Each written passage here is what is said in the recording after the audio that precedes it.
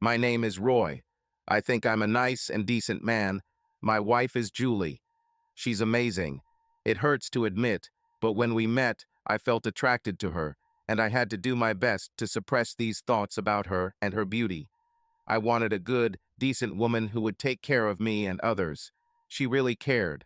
She cared about me and others equally.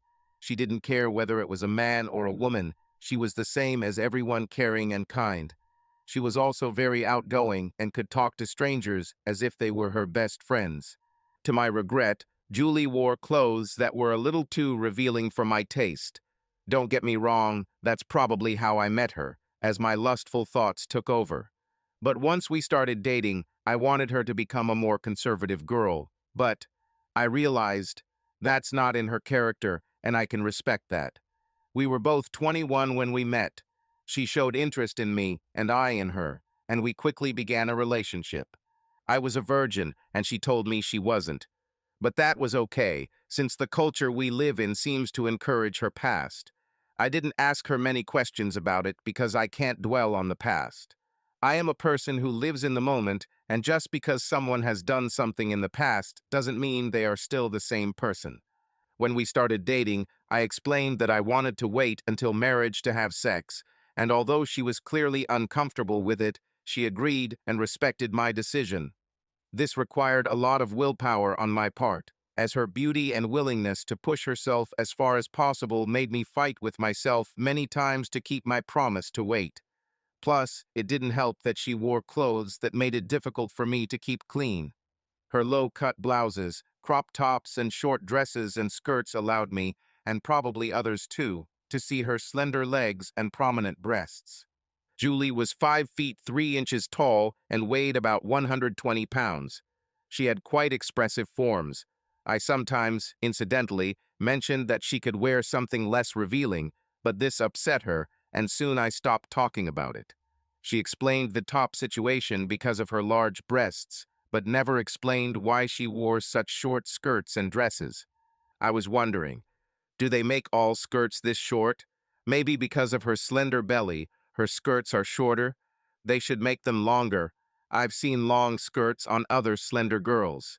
But I didn't want to discuss it too much because whenever I brought it up, she would get upset, asking me if I didn't like her because of the clothes she wore. And I had to step back and tell her how much I loved her, and that the clothes don't really matter. What matters is who is underneath the clothes. I'm sure if she wanted, she could do more to cover herself up, but she needs to be herself, so I started to get used to her clothing choices. It just made it hard for me not to think about her sexually. When we went outside, I saw other men also enjoying her beauty. I just hoped it wouldn't lead them to have sexual thoughts. I told her several times that guys were probably turned on by her figure and wanted things with her. She continued to thank me for complimenting her on her body. I didn't actually mean to compliment her on her figure.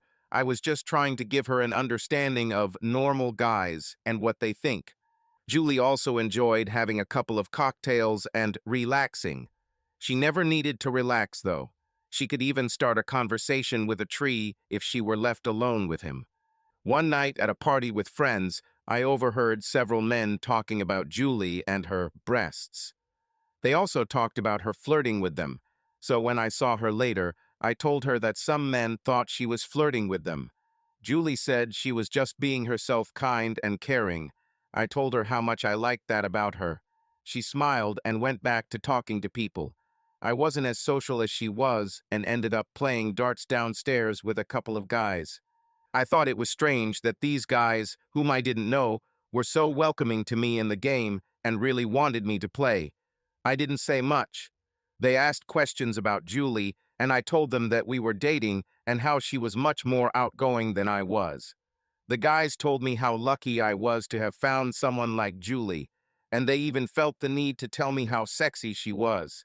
I didn't know how to respond, so I simply thanked them for their compliments. We played for about 15 minutes, and then I wanted to go find Julie, but the guys insisted that she was having a great time and I should continue playing. Another 15 minutes passed, and I again wanted to check how she was doing, but they begged me to play one more game. Finally, I agreed, and they seemed to play very slowly. I really wanted to check on her, as it had been 45 minutes since I last saw her, and just when I thought the game might be over, one of the guys started talking to the other and didn't throw the dart for at least 5 minutes. When the game finally ended, another 5 minutes had passed. I didn't say anything. I just ran upstairs to find my girlfriend. I looked everywhere and didn't find her. I asked a few people, and they just smiled and said she was probably in the bathroom or something. I explained that I checked, and she wasn't there. One of the guys suggested we go downstairs to check, but I was sure she wasn't there. But I went anyway because I didn't want to refuse him. We looked around, then went back upstairs, and finally I saw her. There were two guys talking to her, and she seemed a little embarrassed as her face was a little redder than usual. But she smiled from ear to ear. I really wondered where she had been all this time. I walked up to Julie and said, "I was looking for you. Where have you been?" She replied, "Oh, honey, don't worry about me. I'm fine. I was just enjoying the party." I asked, "Where have you been?" She said, "Oh, those two wanted to show me something in one of the rooms, so I must have been there when you were looking for me. Weren't you enjoying the game of darts?" I said, "Yeah, it was fun. I won one game and lost two, but it was all good. I'm just glad you're having a good time." She said, "Yes, I'm having a great time. Don't worry about me. I'll be fine." I tried to stay close to her for the rest of the evening, and she was so kind to me. I wasn't very social, so she introduced me as her boyfriend and even suggested topics to discuss with people. This has made my interactions with guys and girls much easier. From time to time, we would be separated as someone would start talking to me, and then I would watch her from across the room as she smiled and interacted. She seemed to be the center of attention. As the evening drew to a close, we decided to leave. I took her to her house. We kissed a little, and she seemed up for more, but true to my promise, I stopped her and said goodbye. During our months of dating, this became a common occurrence. Sometimes at night, I lost sight of her, either because someone would invite me to play some game or just talk, and then she would disappear. But she always looked forward to seeing me again. Even at night, when we went out to the bar, she would go to the bathroom for a long time. But she is a woman, and I think women take longer to go to the toilet than men. We quickly became engaged because I couldn't let a woman like that slip away from me. We set a date for Labor Day, and everything went very well. We decided to go on a road trip for the Independence Day long weekend. I was worried about the sleeping arrangements, as we would be sleeping next to each other and something might happen, but I reassured myself and her that we would wait, although I knew she didn't really like it. But she accepted my condition. We drove south, not knowing where we would stay, but with an air mattress in the trunk of my parents' minivan, we knew we could stop anywhere and sleep whenever we wanted. Plus, the warm weather meant we didn't have to worry about the cold. We drove until it was almost dark and found a place to stop. I wasn't thrilled with overnight parking, as we had a hard time finding a quiet spot away from the road. We had just started to settle in when a police car drove up to us. Crap. I was worried that we would get arrested for trying to park overnight. But Julie said she would talk to them. She was only wearing a bra and short shorts and jumped out. I handed her her t-shirt, but she said her bra covered as much as her swimsuit. The argument was fair, and I did not try to change her mind. I saw that there were two officers in the car. She started talking to them. I watched as she smiled and laughed and even pointed at her bra more than once. I guessed they were asking why she wasn't wearing a shirt. Finally, after 5 minutes, she returned to the van. She said, "We're not allowed to park here, but there's a county park nearby where we can stop." I agreed, and we drove and parked. The sun was already setting, and it was starting to get dark. Julie suggested we go for a walk to stretch our legs since I was complaining about the long van ride. I wanted her to come with me, but she said she would stay sitting and read. She said the trail took about half an hour and I should take a flashlight with me. So after she practically begged me to go for a walk without her, I left. The walk was pleasant and refreshing, but I was still worried about her safety while I was gone. I knew she was inside a locked car, but the windows were partially open to enjoy the cool air outside, and if she wasn't careful, someone might catch her by surprise. When I returned, I began to worry. I saw a man sitting on a chair next to our van. I quickly approached him. He knocked on the van as I approached him. I asked, "Hey, who are you?" He said, "Are you Roy?" I answered, "Yes." He said, "Oh, Julie said you'd be back soon. I'm the same officer who met you earlier. I'm off duty right now and just wanted to make sure you found this place." At that moment, Julie stuck her head out of the window. She was a little out of breath. She said, "Oh, honey, I'm fine. He's just protecting me. I'm changing, and then I have to go to the bathroom. So if you don't want to see me, well, without clothes, then maybe you should try again to take a walk in the park." I looked inside the van, and since the windows were tinted, I couldn't see anything. But I could see that Julie wasn't wearing a top as her shoulders were bare. I said, "I can just wait there." I pointed to a place behind the trees where she would be out of sight. She replied, "No, honey, it's okay. I think another 30 minutes and I'll be ready for bed. Just enjoy another walk." I said, "I guess, are you sure?" She replied, "Oh, yes, exactly. I have protection." I said, "Okay, if you insist." I walked along the path again. I knew she would be safe. It was now completely dark outside, and I was more concerned about myself and the possibility of encountering wild animals. But Julie insisted, so I continued my walk. I heard the man knock on the van again as I walked out of sight. I wondered why he was banging on the van. But soon, while walking, I forgot about it and just quickly walked through the forest park. As I approached where we parked, I heard a car start and caught a glimpse of the driver. I couldn't see him, but I assumed it was a policeman. I also thought I saw some movement in the passenger seat, but I wasn't sure since the car drove off. I walked up to the van and knocked on the door so as not to scare Julie. Then I opened the door, and it was as if I was hit by a strong smell of perfume. I said, "What happened?" Julie seemed surprised by my question. She asked, "What?" I replied, "It smells like the whole bottle of perfume was just sprayed on." She seemed more relaxed and said, "Oh, that's right. I wanted to put some perfume on for you, so I wouldn't smell bad since we haven't showered since this morning, but I think I went overboard." I smiled. "Yeah, I can see you've gone overboard. Are you sure you didn't spray perfume all over the van?" She laughed and said, "Yeah, maybe I got a little carried away with the perfume, honey. Sorry." I said, "It's okay. It just might be a little strong for me until I get used to it." I aired out the van before getting in and lay down next to her.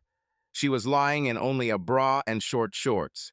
It was hard not to want something with her because she looked so incredible. So I kissed her goodnight and tried not to snuggle too close to her. I didn't want her to get horny too and want more, but that night she seemed happy that nothing happened. Perhaps she finally understood that we would wait. I watched her as she quickly fell asleep. She seemed so content and happy. I'm glad the cop stopped by to make sure we were okay and helped Julie calm down.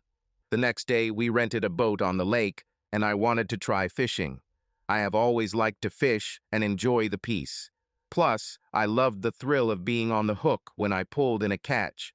Julie also seemed interested, although not as much as I was. We left on the boat around noon, and it was getting hot. Julie took off her shirt to reveal a new string bikini. I struggled with lewd thoughts about her. She looked like a picture from a swimsuit catalog. I saw some magazine covers, and she reminded me of them. I kept sneaking glances at Julie before turning away to look at my float. I didn't want to get too excited, and it would lead to other things. Finally, I said, "Honey, did you bring anything with you to cover up a little more? You're, showing too much skin." Julie looked at me. "No, nothing but my shirt. Don't you like my swimsuit?" I said, "I really like him, but, other guys might start to fantasize." She replied, "Oh, that's fine, honey. You know me." And that's exactly how I like to dress. Plus, we're on vacation. I said, yes, we are on vacation, but you give me different thoughts too. Julie smiled slyly. Sorry, honey, but I know you have self-control. I said, yes, but you're making it difficult for me. She replied, so to make sure you don't get any ideas, I won't try anything with you tonight. I said, okay, thank you. After a few minutes, she took off her shorts and was only wearing tiny string panties. I just shook my head. I said, looks like you're going to get a lot of sun today. She smiled at me, and I went back to looking at the water and my fishing rod. We fished for about an hour and caught absolutely nothing, and Julie got bored. So we decided to try another place. We found a few other fishermen in a shaded area under the trees, and I wanted to give it a try there. Julie didn't want to because there was no sun there, but I convinced her that this might be the best place for the catch. We approached other boats where fishermen were fishing.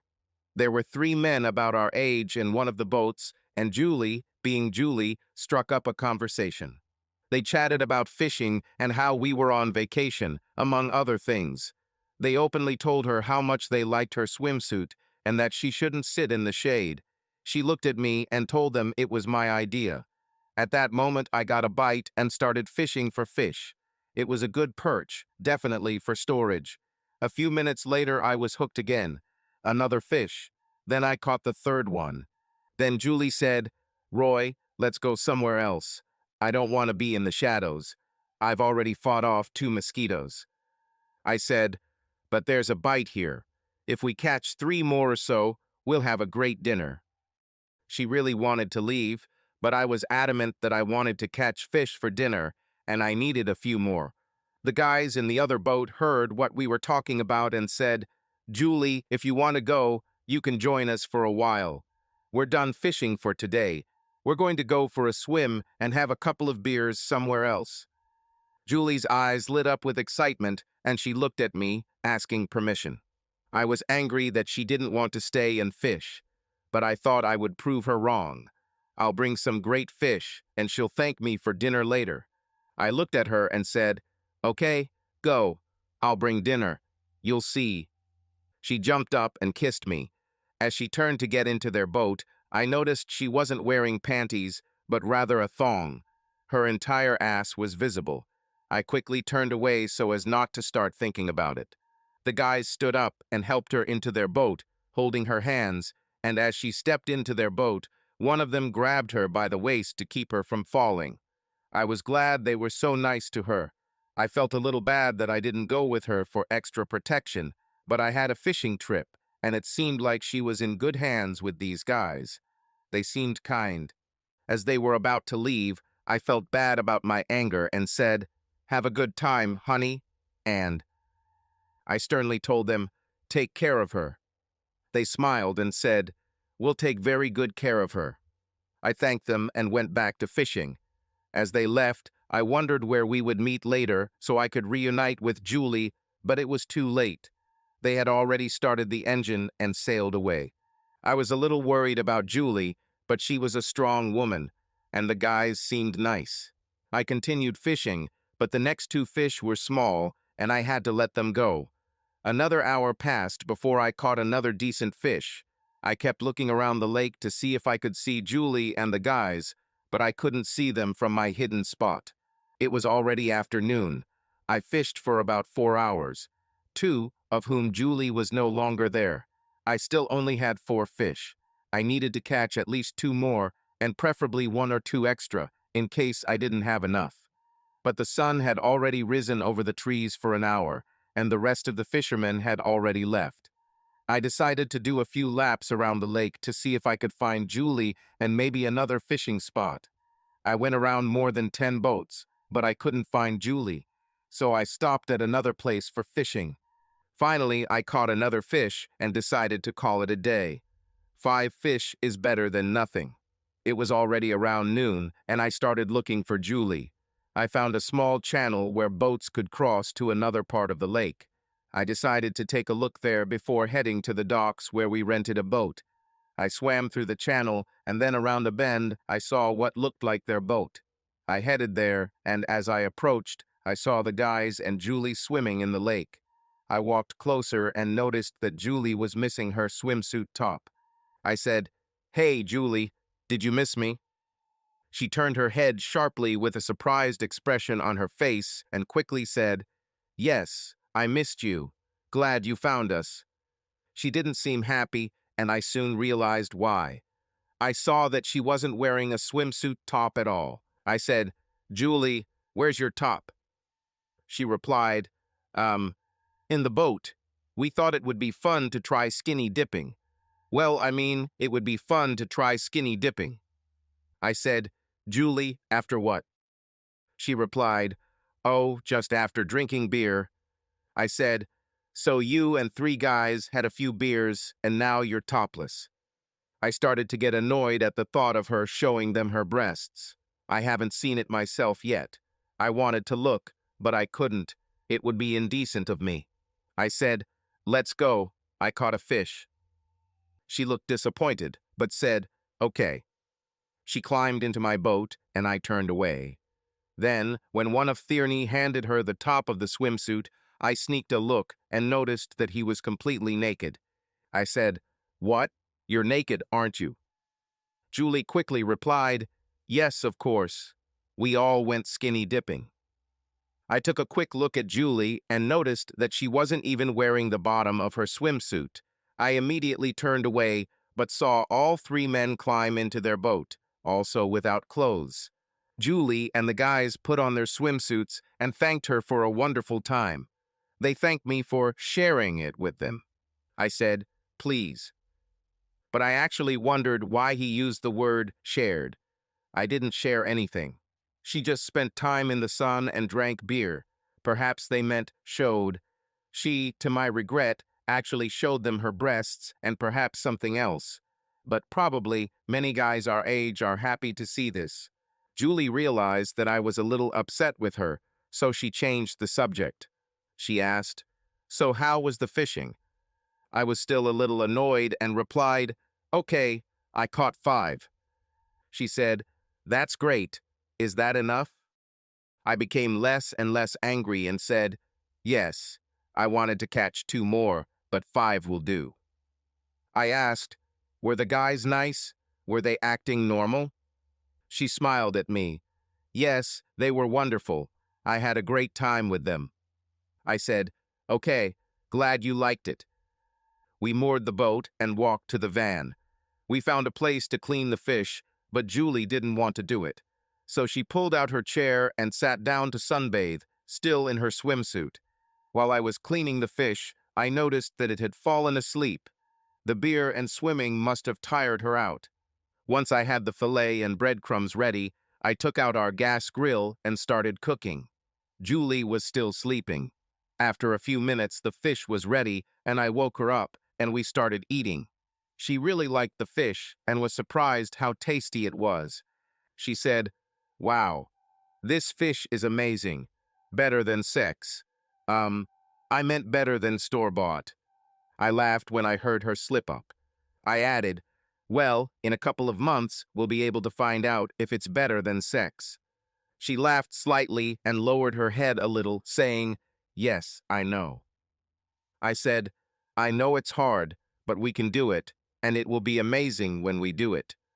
She didn't look at me, but seemed a little embarrassed about her slip of the tongue.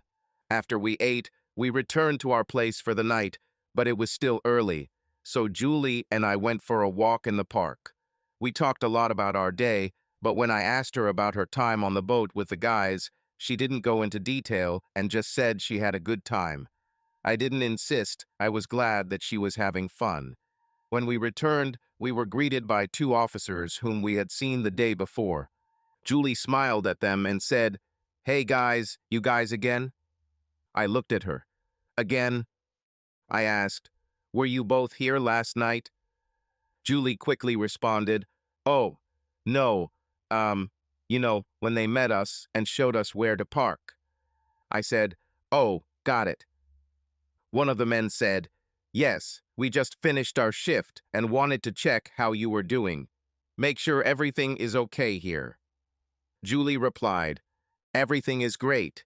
We had a great day and are now enjoying our walk. Then, unexpectedly, Julie said, oh, honey, I think I dropped my hair clip on our walk. I said, no problem. We'll buy a new one tomorrow. She stopped and said, but I like this one. Plus, I use it every morning to tie my hair up when I put on makeup. Could you? I was about to refuse, but one of the officers suggested, hey, I'll go with you. 2 pairs of eyes are better than one. I said, okay, I guess. Are you staying here? I looked at Julie. She said, yeah, good luck. Thanks, guys. The officer and I began our walk. I seemed to be looking for a hairpin, but the officer looked more carefully. We talked, and it didn't bother me that it took so long. We talked about many things, but the main topic was Julie. He said, damn, she's good. Well, thank you. I asked, for what? He said, oh, you know. In fact, I had no idea what he was thanking me for. Apparently, the people here are just very friendly. So I said, I need to thank you. You found a great place for us, and the privacy here is perfect. Plus, I know Julie feels safe here when you're around.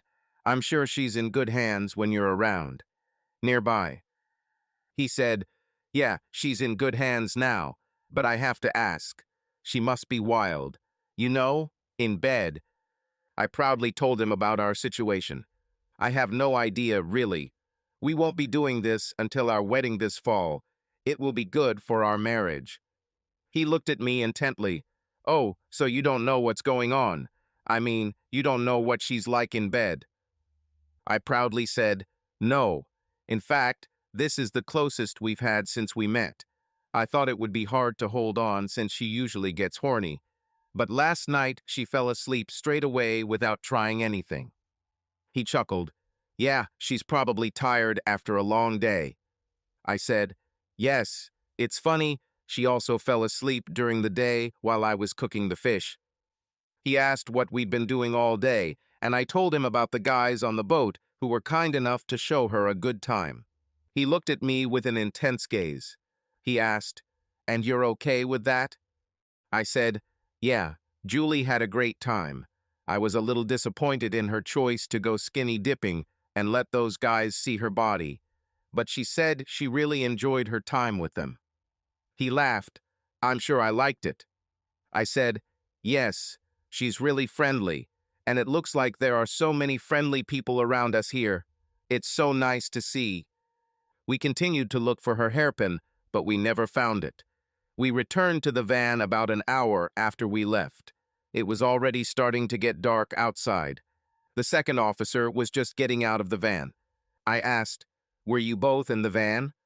He looked at the other guy for a long time, then answered me, yes, Julie was showing me her phone, and it needed charging. Julie didn't come out to show herself, so I walked over to the van to look at her. The officer I was walking with said, we didn't find the hairpin. Maybe you two can look. You have better eyes than me. Then the second officer said, yes, let's go, Roy. I wondered why the person with better vision didn't come with us from the beginning. They may be good people, but they are not very smart. I didn't want to go around the park again, but he insisted, and we went. Again, we talked a lot, and I told him the same story about my relationship with Julie. He was surprised, too. It seems like not many couples do what we do these days. Again, this guy spent a lot of time searching, especially when we ended up on the opposite side of the park. As we finally neared the end, I heard some slight screaming, but the officer said, the crickets are really noisy, aren't they? I replied, I think so. He quickly said, oh, right here. He took a few steps back, then shined his flashlight and said, I thought I saw her hairpin. We searched for another 5 minutes in this place. Then we finally made our way back to the van. The guy was standing outside, and the van door was open. Julie then came out, already in different clothes. The guys smiled at me, thanked me, and said goodbye to us. I explained to Julie that we hadn't found her hair clip, but she didn't seem too upset. We got into the van and again, I smelled a strong scent of perfume. But this time I didn't ask anything. We talked for a while, but I noticed that Julie was tired and she soon fell asleep. Again, I looked at my beautiful girlfriend and she looked so happy. Her face was quite bright, which I assumed was due to all the sunlight she had received that day. I fell asleep, glad that she didn't try to do anything to me, as it would have been difficult to stop. I fell asleep happy that we were having such a great time together this weekend. The next day we woke up and started getting ready. I watched as Julie pulled her hair up and applied her makeup. I asked, "Did you have another hair clip?" She replied, "Oh, sorry, yes. Forgot I packed two." I said, "It's no big deal. I enjoyed chatting with the officers and felt confident that you were safe." We discussed our day and decided to go somewhere else for the day. We packed our things and started driving. Around 11 a.m. on Saturday morning, I felt something was wrong with the car and pulled into the nearest rest stop, which luckily was nearby. We got out and saw that our tire was flat. I found a jack, but the handle was broken and I couldn't lift the van to change the tire. So Julie walked over to a truck that was parked nearby, talked to the driver, and soon we had 4 guys helping us. They had a good jack and I got to work. The boys and Julie went into the building to use the restroom. I tried to get the spare tire out from under the van, but it was stuck. I went inside to find Julie and tell her the bad news, but she was in the restroom. 3 guys sat and waited, and I explained the situation to them. They came out and tried to help, but we couldn't free the wheel. One of the guys went back inside the building, and a few minutes later Julie and the other guy came out with the one who went to report the situation. The guy said, "We can take your tire to the next town and try to fix it." I thanked them for their generosity. But Julie said, "Honey, do you mind if I go with them? I don't really want to be stuck here." I asked if I could go with them, but they explained that there was only room for 4, but 5 could squeeze in. After some discussion and Julie's requests, I agreed to let them go. I really wanted to ask Julie to wear something more covering since her crop top wasn't very long, and I noticed she wasn't wearing a bra. If she raised her arms, the bottom of her breasts would definitely be visible. Plus, her short skirt was really short. She called it a miniskirt. She used to wear it with me, and when she sat down, she had to cross her legs. Otherwise, the only thing that would cover her would be her panties. I wondered if she could cross her legs in the truck. In the end, I decided not to say anything about her clothes so as not to upset her. They left, and I decided to take a walk. Then I watched the movie on my phone. Then I walked again. Damn, they take so long to fix tires here. I started another movie, and about 3 hours after they left, they returned. I kissed Julie, and again her lips tasted a little different. Then I put the wheel down while they went to the toilet again. When they returned, I had already finished everything, and Julie hugged them in gratitude for their help. When she raised her hands high, because she was shorter than the guys, I saw what I feared. Her top rode up, exposing the lower part of her breasts to the guys standing next to her. Plus, guys seemed to think it was okay to put their hands on her butt when they hugged her. And not over the skirt, but under it. I wondered if that's how people hug here, because Julie didn't seem bothered by it. Apparently, I really didn't know everything. I was glad that she was so persistent and was able to convince the guys to spend 4 hours of their time helping us. So I decided a grateful hug was in order. Julie and I discussed how kind the people here are, and she smiled and said, "They really are." I asked, "What took so long to fix the wheel?" She explained, "Yeah, sorry about that. It just took a long time, you know." We continued driving, and soon Julie fell asleep again. God, this weekend is wearing her out. When she woke up, we had already arrived at the beach by the lake. It was already late, and we wanted to relax. Julie put her string swimsuit back on, and I followed her to the spot she had chosen. It was hard not to stare at her nearly naked buttocks as she walked, but I only sneaked a couple of glances. I noticed that almost every man was looking at my girlfriend. I was hoping she could wear something more conservative, but I guess we're on vacation and at the beach, so it's okay. Julie chose a spot next to the grill and we settled down. I lit the coals and cooked the hot dogs while Julie lay enjoying the sun. Soon a few guys sat down next to us, and as always, Julie struck up a conversation with them. When all the guys gathered, there were 5 of them. I didn't really listen, but there was a lot of laughter. Hell, she can get along with almost anyone. We ate, and since she was so friendly, she asked me to cook food for the guys too. I cooked while they all continued to chat and drink. After I prepared their food, I brought it over and saw that Julie was now sunbathing with her back up and had even untied the rope that was holding her top in place. I sat on the side of the grill, and the guys sat on the other side of Julie. She continued to talk about something, and from time to time she stood up a little to turn to the guys, continuing the conversation. I knew she was careful not to show too much, but I started to get more and more worried as she kept turning more and more towards them. The guys talked about how the beach was empty and that there were very few people left. Julie said, "Then I guess I can sunbathe in the front too." She grinned as she rolled over, forgetting to tie her top. I said, "Julie, your top." She replied, "It's okay, Roy. I'm sure guys have seen breasts like this before." My jaw dropped when I saw her very large breasts pointing straight up as she lay on her back and continued to talk.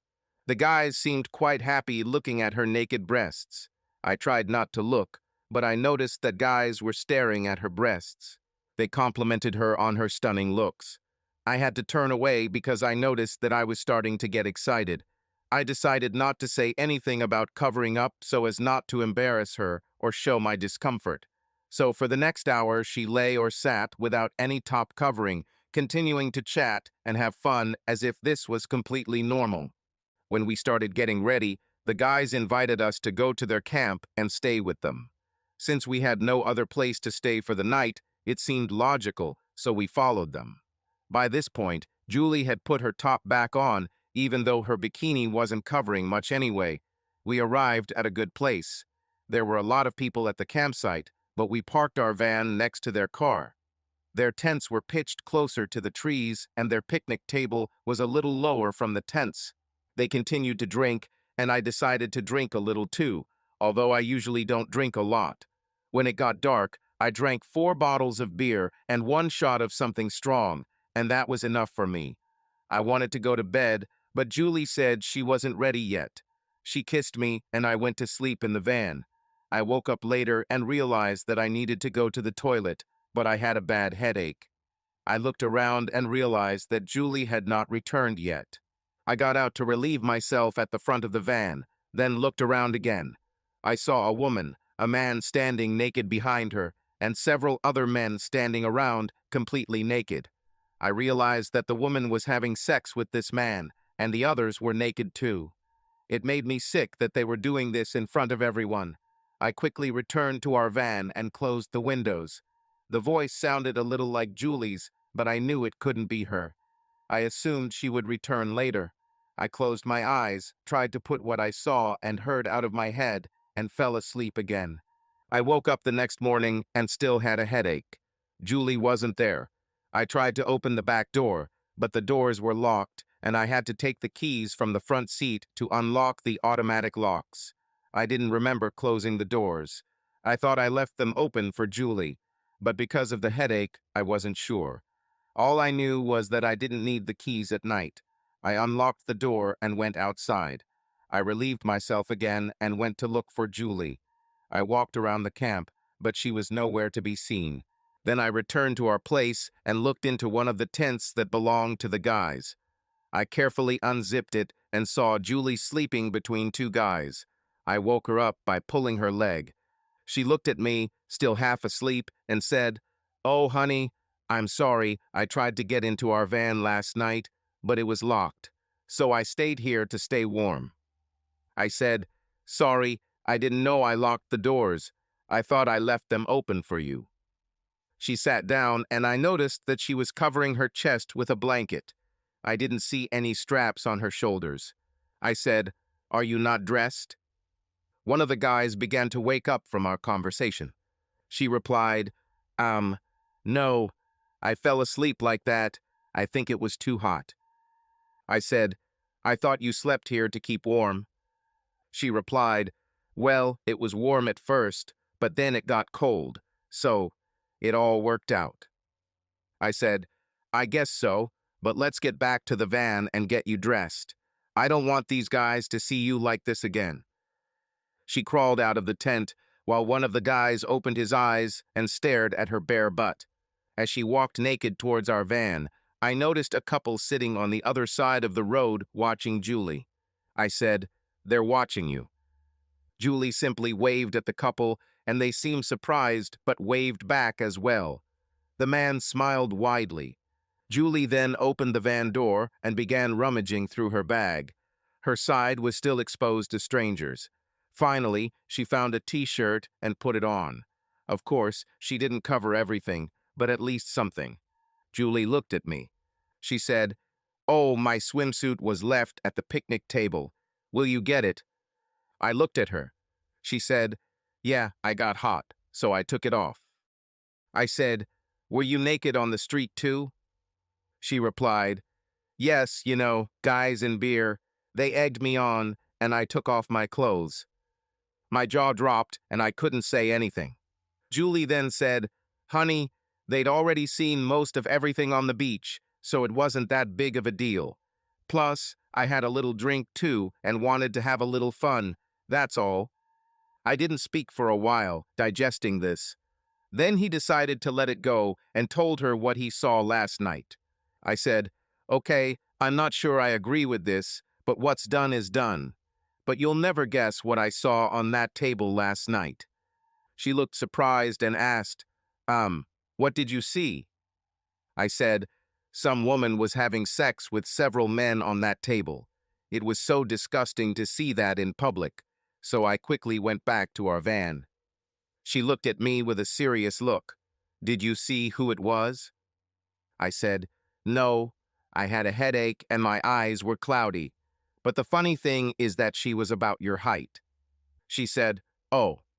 I said, "Yeah, she even sounded a little like you, but she said some really dirty things, so I figured it had to be some random girl from camp." She said, "It's funny. She looked like me and sounded like me, and you didn't even look closely." I said, "No, it was too nasty. I'm sure they didn't want anyone to see them. I know I would never do that in public." She said, "So it was disgusting." I said, "Yes, I've never seen an adult movie, of course, but I think that's exactly what she looks like. It's great when a husband and wife do it in their bedroom alone, but in public, and several men with one woman, it's just disgusting."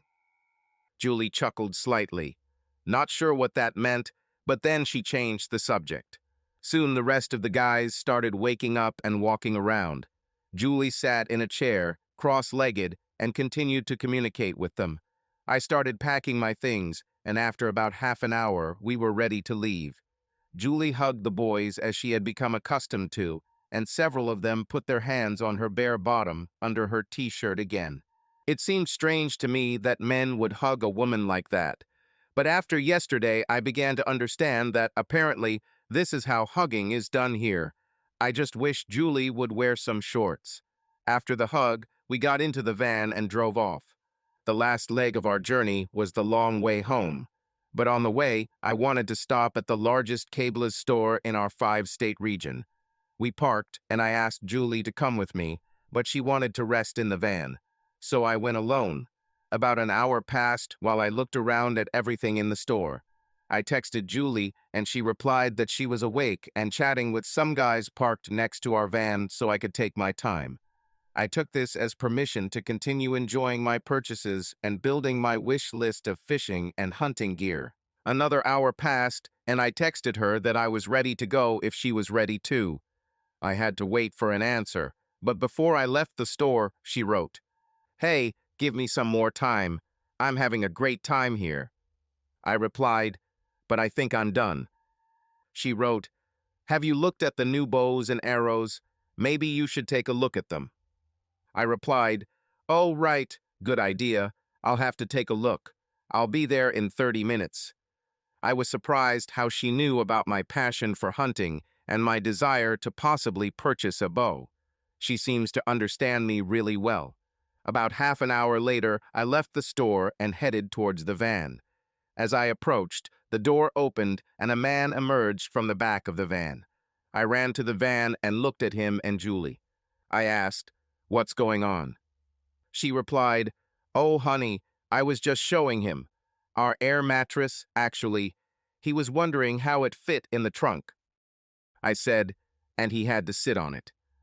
Julie said, "Yes, I mean, sit, lie down, kneel, whatever to figure out how it fits." I looked at him and he smiled at me.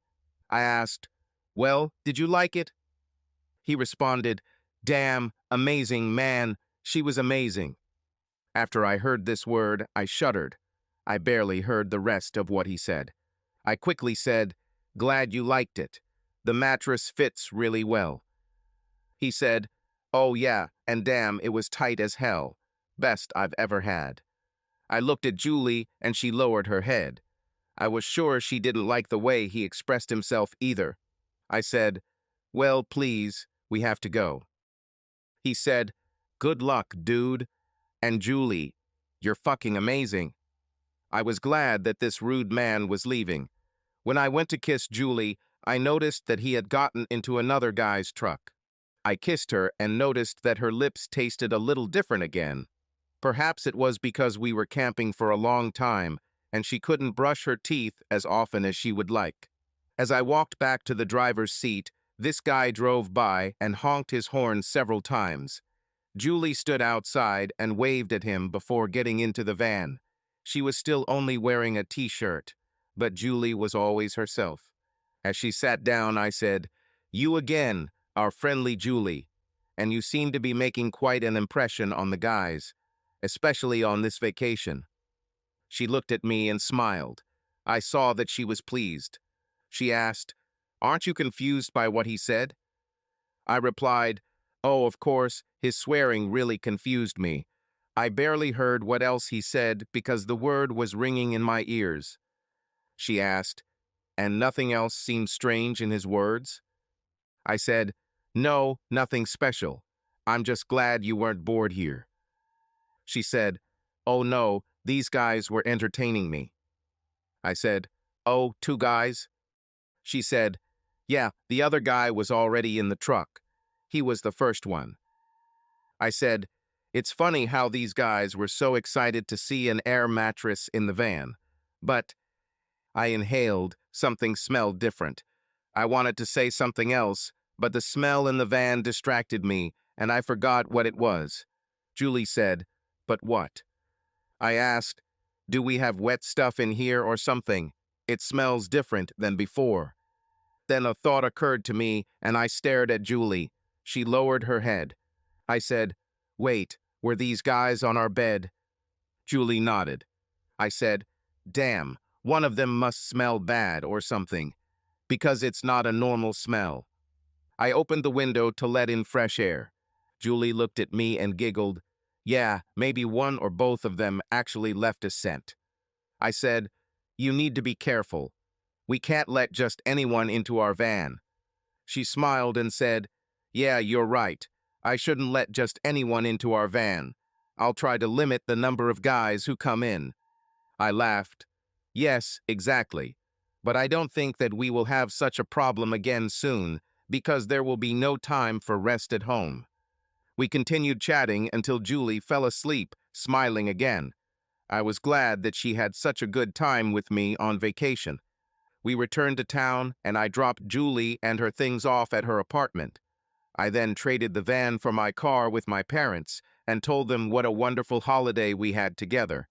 They said they were very happy for us and couldn't wait to welcome Julie into our family in the fall.